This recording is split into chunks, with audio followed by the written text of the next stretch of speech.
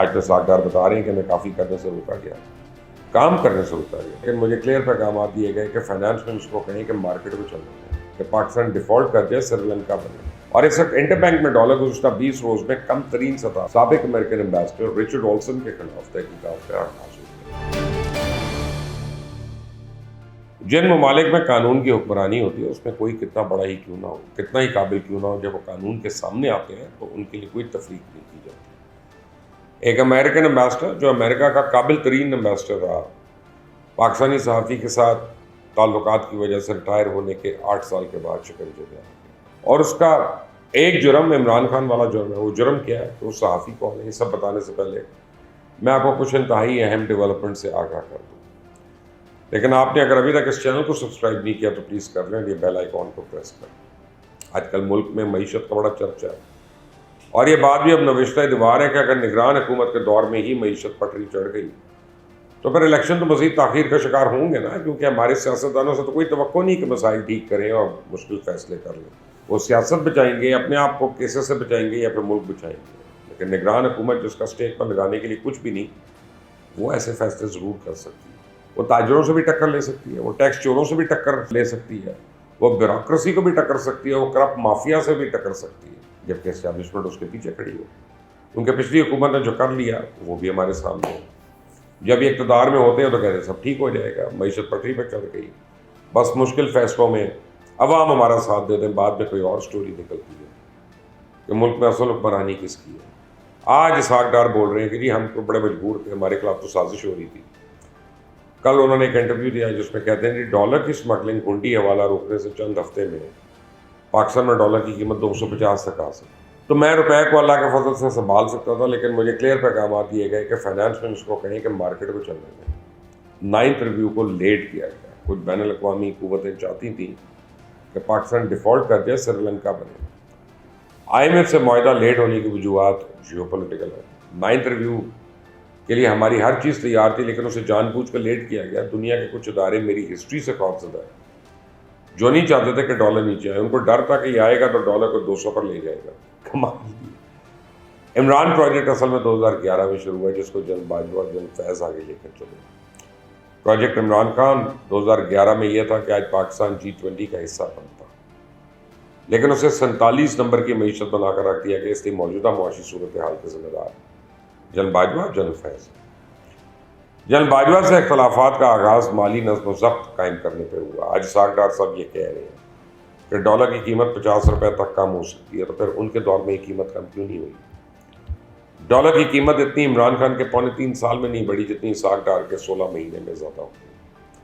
اسحاق ڈار صاحب جو آج جادو بتا رہے ہیں، یہ جادو انہوں نے اپنی وزارت خزانہ کے دور میں کیوں نہیں کیا؟ آج تو اسحاق ڈار بتا رہے ہیں کہ میں کافی کرنے سے روکا گیا، کام کرنے سے روکا گیا، سازشیں ہوئی۔ ان سازشوں کا نام بھی نہیں بتا رہے، یہ سازشیوں کا بھی نام نہیں بتا رہے، نہیں بتا رہے کہ کس عالمی ادارے نے ان کے خلاف سازش کی۔ وہ کہتے ہیں یہ قومی سلامتی کا مسئلہ ہے۔ اصل معاملہ یہ ہے کہ اس کو سازش کہہ کر اسے بھاگ جانا، سارا ملبہ کسی اور پہ ڈال دیں، یہ آسان کام ہے۔ ڈار صاحب تو یہ بھی نہیں بتا رہے کہ ان کی اور مفتاح اسماعیل کی آپس کی لڑائی کی وجہ سے IMF پروگرام جو ہے 9 مہینے تاخیر کا شکار ہوا، لیکن وہ اس کا ذمہ دار بھی IMF کو ٹھہرا رہے ہیں۔ وہ یہ نہیں بتا رہے کہ ان کی وجہ سے IMF نے ہمیں ناک سے لکیریں نکلوا دی، اور وہ یہ بھی نہیں بتا رہے کہ IMF کو کہتے رہے کہ انہوں نے معاہدہ کرنا تو کریں ورنہ نہ کریں۔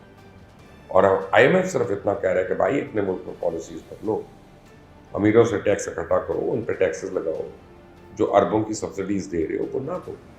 وہ یہ نہیں بتا رہے کہ جب وہ ناکام ہوئے تب بھی انہوں نے ملبہ کسی اور پہ ڈالا، کبھی عالمی اداروں پہ، کبھی عمران خان کی حکومت پہ۔ وہ یہ نہیں بتا رہے کہ وہ اتنا تنگ تھے اپنی آخری دنوں میں کہ پاکستان ڈیفالٹ کے قریب تھا کہ انہوں نے ایک صحافی سے ہاتھا پائی شروع کر دی۔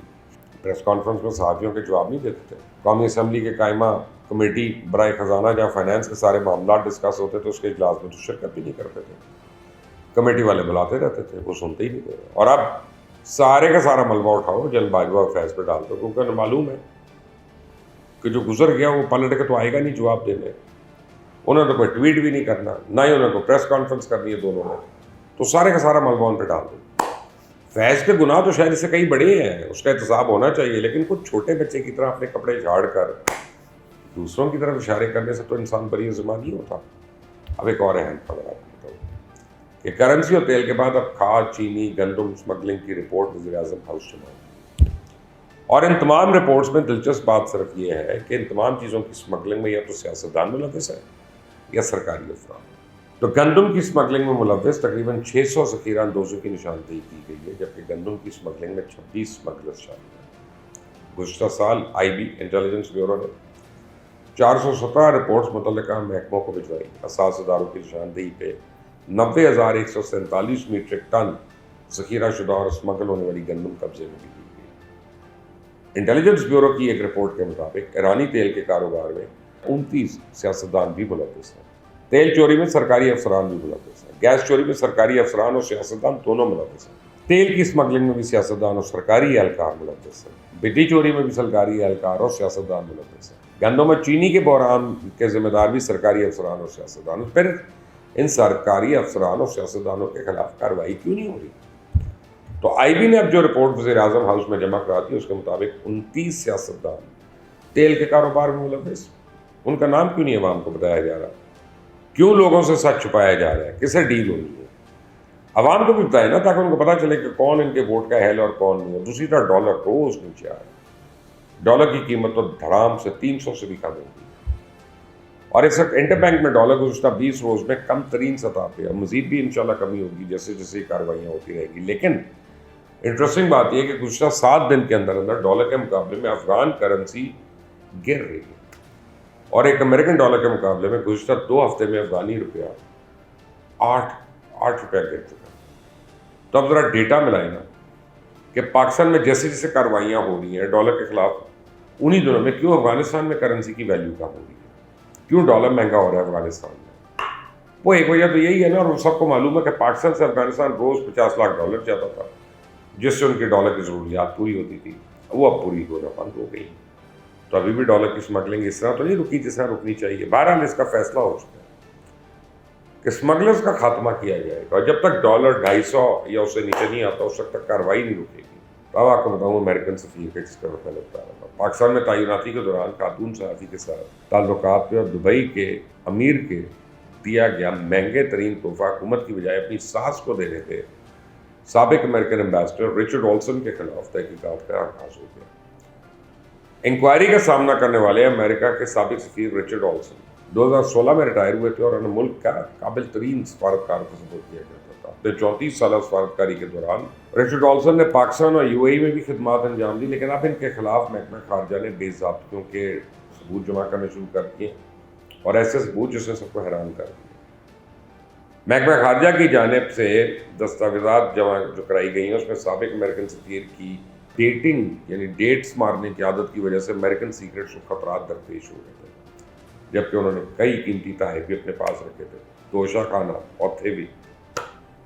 دستاویزات کے مطابق پاکستان میں 2012 سے 2015 تک تعیناتی کے دوران رچرڈ آلسن نے متعدد خواتین کے ساتھ تعلقات استوار کیے، جن میں ایک پاکستانی خاتون صحافی بھی تھی. نام چلے رہے ہیں، نام آیا ہوا ہے لیکن رہنے رہے. رچرڈ آلسن نے پاکستان میں اپنی تعیناتی کے دوران نہ صرف اس خاتون صحافی کے ساتھ تعلقات استوار کیے بلکہ سفارتکاری کے پروٹوکول کے خلاف اس خاتون کو کولمبیا یونیورسٹی کے گریجویٹ اسکول آف جرنلزم میں بھی داخلہ دلوا دیا، اور ایک پاکستانی نصب بزنس مین سے $20,000 کی ڈونیشن بھی دلوائی جو مکمل طور پر پوری نہیں ہوئی. بہرحال FBI نے پاکستانی خاتون صحافی سے بھی اس معاملے پہ تفتیش شروع کر دی ہے.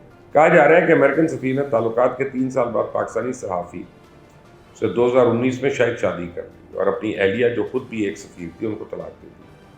اب امریکن محکمہ خارجہ کے انسپیکٹر جنرل نے سابق سفیر رچرڈ آلسن کے خلاف اس بات میں بھی تحقیقات کی کہ دبئی کے امیر کی جانب سے دیے گئے $60,000 کے ہیرے کے جواہرات جو ہیں وہ حکومت کو بتائے بغیر اپنی ساس کو کیوں دے دیے. انکوائری کے دوران امریکن سفیر نے 2 اعتراف بھی کیے. پہلا، پاکستان میں تعیناتی کے دوران خلیج فارس کی ایک سرکاری سرمایہ کاری فرم میں ملازمت کے انٹرویو میں شرکت کے لیے $18,000 کا فرسٹ کلاس ٹکٹ لینا، اور 2017 میں قطر کی حکومت کی جانب سے امریکن حکام کے خلاف غیر قانونی طور پر لابنگ کرنا بھی تھا. تاہم یہ جو ایکس ایمبیسڈر ہیں ان پر قیمتی تحائف ساس کو دینے اور پاکستانی خاتون کے ساتھ وہ صحافی کا دوسرا غیر ازدواجی تعلقات پہ فرد جرم عائد نہیں کی گئی. لیکن محکمہ انصاف نے یہ دلیل دی ہے کہ سفیر کی یہ اقدامات غیر اخلاقی رویے کا نمونہ ہے. اب 63 سالہ سفیر جو ہے سابق سفیر وہ آج یعنی منگل کے روز امریکن ڈسٹرکٹ کورٹ واشنگٹن میں ان کو سزا سنائی جائے گی اور ممکنہ طور پہ کئی مہینے قید ہوگی. یہ ہوتا ہے انصاف. اترنے کے بعد بھی یہ نہیں کہا کہ مٹی پاؤ پرانی ہوتی بات ابھی جیسے اور باتیں کریں. اور ایک ہم کہ لاڈلے کے نخرے نہیں ختم ہو رہے. مجھے برائلر مرغی نہیں چاہیے, مجھے دیسی مرغی چاہیے, مجھے اے سی چاہیے, مجھے اب کیا چاہیے, ایکسرسائز مشینیں چاہیے. تو بھائی تو جیل میں ہے کہ بنی گالا میں ہے, سوچ لیں. اور وہ بھی اسی میں گیا. آلسن بھی اب جائے گا جیل میں. سوچتے رہیے, دیکھیے گا اس کو, سبسکرائب کریے گا, بیل آئیکن کو پریس کریے گا, شیئر کریے گا. Under the next time. Allah